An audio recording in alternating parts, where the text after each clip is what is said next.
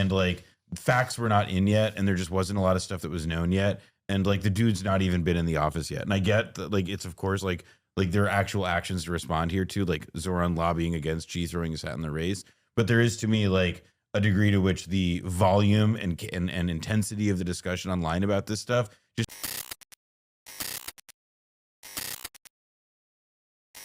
Anyway, let's continue. And even in the conversation around primary challenges, and much of this I would say is typically private within DSA, but everything I've said has been reported publicly, so I might as well just speak about it to you directly. I went to the endorsement forum that was considering whether or not to endorse C in that primary challenge, and what I said there is that this is not a question of the ballot box of who you would rather vote for. This is a question of how you want to spend the next year. Do you want to spend the next year fulfilling the agenda at the heart of this movement, or do you want to spend it defending the caricatures of that movement?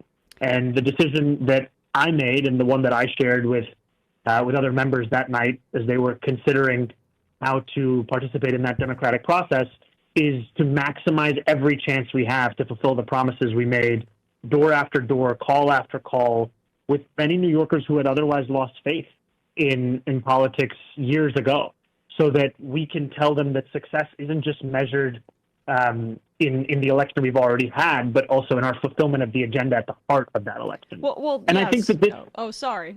Go on. Well, I don't know. And I was just going to say that I don't ever presume that everyone will come to the same conclusion as me. I don't think that dissent or critique is something that I'm above in sharing these decisions, but they do come from this as my framework, and I think it's honestly helpful to be able to share it with people. No, I appreciate that, and I'm just eager to ask you these things because we have you for such a limited time. Really, is one is it your kind of belief basically that delivering on your agenda in terms of the macro constituency that Sam was just speaking about is the best way to kind of show how the movement can expand and have more politicians like yourself across the country run in that way? And I would imagine that was motivating you and what you said to DSA. And do you believe it?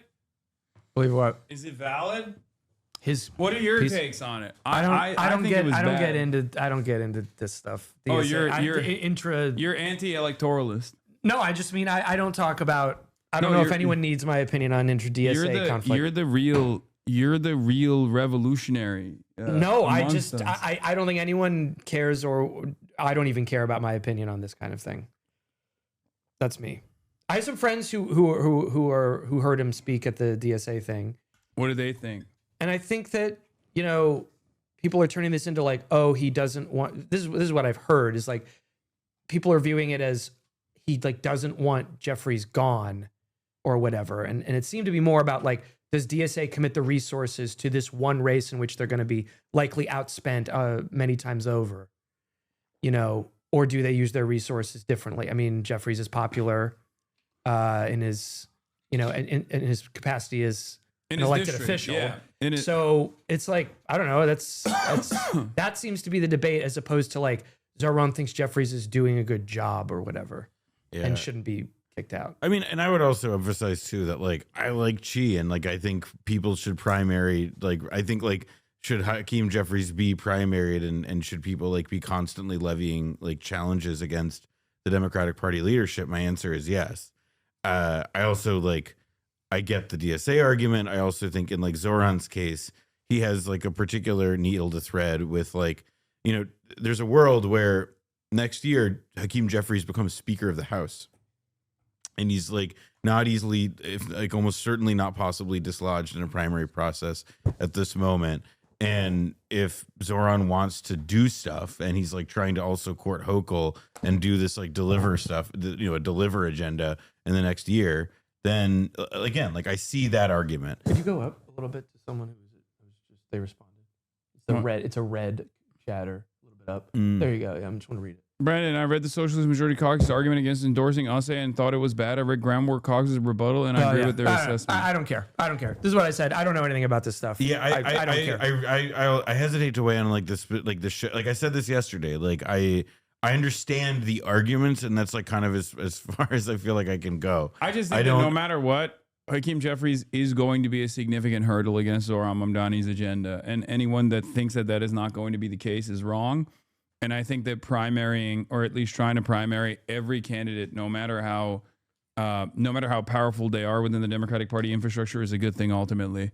Because at worst, I don't think you're going to cut away at the momentum of like the left flank candidacies in general, but you will end up forcing people to at least concede to some left framing on issues out of fear that they might lose their seat. How genuine they will be on following through on those promises is a whole different story. Yeah. But my position always was like, I don't think Zohran Mamdani should have come out instantly and been like, don't do this, and then petitioned against it. That's why I think that rather than just like keeping quiet and seeing whichever way the winds blow, and then seeing if it's like seeing if this would have been a successful candidacy or not. This is part of why like his pitch about the DSA thing, like it makes sense in terms of like limited capacity. But I think the thing that the part of his logic that he himself seems to believe is relevant would be the piece of it about that it would be damaging to his ability to get things done, because I think that's the only like straight up and immediate reason for why he even got ahead of Xi throwing his hat in the race. And that's the piece of logic that I like perhaps understand the least, and is also like essentially a politician doing a trust me bet to his left flank. And that's naturally a pretty uncomfortable position to be in. Yeah. Anyway, I guess it's insurgency versus more diplomatic approach. Wait, what? No, there is no diplomatic approach with these guys. They will never actually reward you for that. That's what I think. I agree that like Jeffries is only going to do like whatever is like part of this agenda if he's like forced or pushed into it. It's like there is literally a reason why he conceded at the very last moment in terms of like endorsing Zohran Mamdani, and he did it so quietly and in this like sheepish way that pissed off every single person. DSA has been in your chat for days calling Xi a Yimby opportunist. Yeah, I know. I keep hearing that. I don't really care about that stuff. Don't care. Don't care about that. My platform has won out. Yeah. No, I mean, it is like, it's just like, oh, like here's all this like shit that I don't care about. I mean, I'm not trying to be glib. I really don't like, and what I was summarizing before, that's what I was hearing from other people about the position that Mamdani took in the meeting. That's I don't really have any kind of read on it. I also think like it does behoove people. Like it's similar to, it reminded me a little bit of like, and this may seem like a little bit goofy of a comparison, but like in the aftermath of the Charlie Kirk, everybody had an opinion, and like facts were not in yet, and there just wasn't a lot of stuff that was known yet, and like the dude's not even been in the office yet. And I get that like it's of course like there are actual actions to respond here to, like Zohran lobbying against Xi throwing his hat in the race, but there is to me like a degree to which the volume and intensity of the discussion online about this stuff, just again, he's not in power yet. I can feel myself rolling my eyes at myself for saying this, because it sounds so like I'm getting old. Yeah. Before my time. But even with the Mamdani Trump meeting, like everyone kind of came out and they were like, Mamdani walked him like a dog, and then other people were like, oh, he's a fascist now or whatever. I mean, I just kind of don't think a ton is established yet just because the meeting happened. You can have a take, I guess, but I'm more curious about what happens now that this is something that is, a public event that occurred, and what they'll actually do and how they'll, do this dance with each other. You're missing, as Jakob's greatest soldier is spitting game right now. Oh, he gone. A Vanguard party. I want to see how many times I could get us on the deflate. Clearly, he gives up running defense for his favorite Democrat personalities when he's confronted by someone that questions his aesthetics.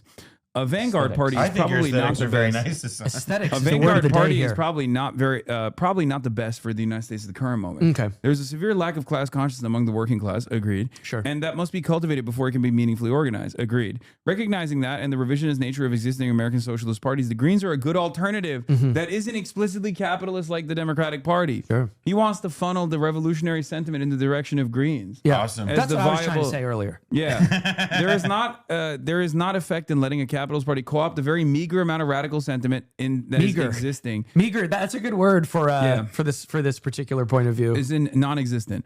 Please do better than copy your favorite person's behavior when met with meaningful criticism. There are multiple leftists that have criticized him in the chat. I am not the only one, and I do not think I'm more deserving of this attention. I just want him to be at least drop the radical aesthetics if he wants to be a drop Democrat. the radical aesthetics so you can support the Green Party. Yeah, what are the radical aesthetics? The Green Party, the font of American political radicalism, the Green Party. But also, what are the radical aesthetics I have? Like, what do you mean? You are calling me a lib. There are plenty of Marxist-Leninists out there with hammer and sickle in their Twitter bios that also call me a lib. You claim to be a socialist. Okay, there's socialists of many different varying flavors, okay? Maybe I'm the liberal kind. I mean, that's it. Okay, there you go. You're calling me a liberal anyway. Am I a radical? Am I a danger? I could never do this. No, you would die. You would get bored. I think you would I'm not bored being here with you. I'm just bored of these. I do not claim the Greens to be a radical party. I claim that it is non-capitalist party that may be an effective tool. Okay. Oh, got it. Well, Roger. that fires out, folks. Yeah. Maybe an effective tool. Good. Yeah. We'll evaluate the size of the school bus we can fit into that maybe. I love that at least he's attempting to offer an alternative, which immediately shows. I mean, that's a lot better than like the people who are just that like, oh, well, actually, what I want you to do, Mr. Amerifat, is listen closely. Lay down on the road in front of a bus and die. This is the very rare moment where someone will actually present their alternative, and it then shows how silly the alternative actually looks like as well. In most circumstances, people basically will say, I'm adopting radical aesthetics, but simultaneously they themselves are like, they have no demands whatsoever. Their demand is just do not participate in electoralism, no matter what you do. I'm just confused by the 69th International thing, if that's a pivot to a joke. I think it's a little joke. I just don't think you should support the Dems to placate people. I don't support the Democrats to placate people. I support running left flank candidates in the Democratic Party because of the thing that you also admitted right here, where there is no like self-described socialism that amounts to any significant movement in this country. And as long as there is a viable electoral mechanism that gets the word out there, it's one attempt. I don't think it's the most successful attempt, but it's just one that we have at our disposal.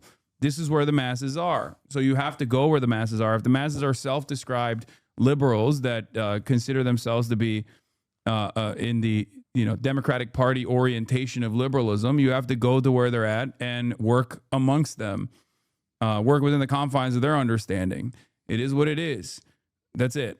It's not to say that like the Democratic Party is magically going to no longer be like a bourgeois liberal party that defends capitalism. I'm not saying that at all. I'm saying that I look to the successes of Bernie Sanders' failed primary run in 2016 in terms of like creating more self-identifying socialists. And I want to replicate that to the best of my ability. That's it. I'm pretty open about that. If that's going to be ultimately successful, who knows? It's just what my methods are. You might disagree with them, but in the absence of any viable alternative, that's what we got. Anyway. The Ross Barkan article that in New York Mag that a few people have linked to is worth reading. Zohran was Ross Barkan's campaign manager when Ross Barkan ran for elected office, and it's like I believe that Ross Barkan's account of Zohran's logic is probably like an accurate representation of what Team Zohran is thinking, whether you agree with it or not. So I think it's worth reading that article to get the straight dope there.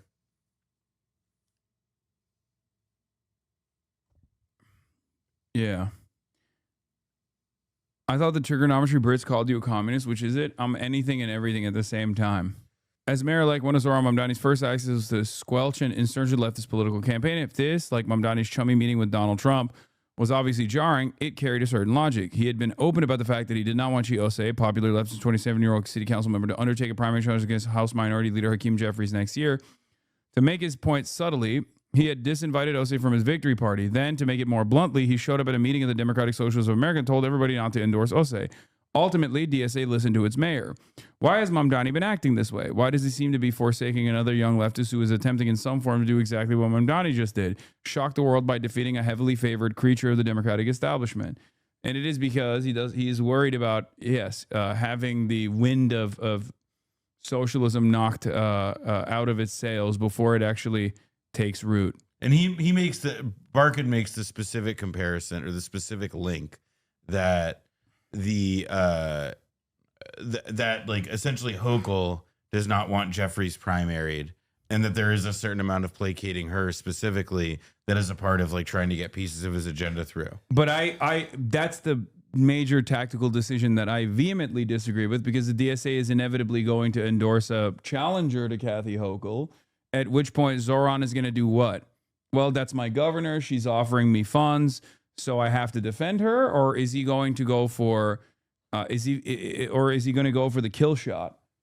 And even with that kill shot, I think like a primary challenger for Kathy Hochul will keep her more pliant with Zohran Mamdani's agenda anyway, in an effort to ensure that she does not get challenged. I mean, you're seeing that already with her going back and forth on whether or not she will turn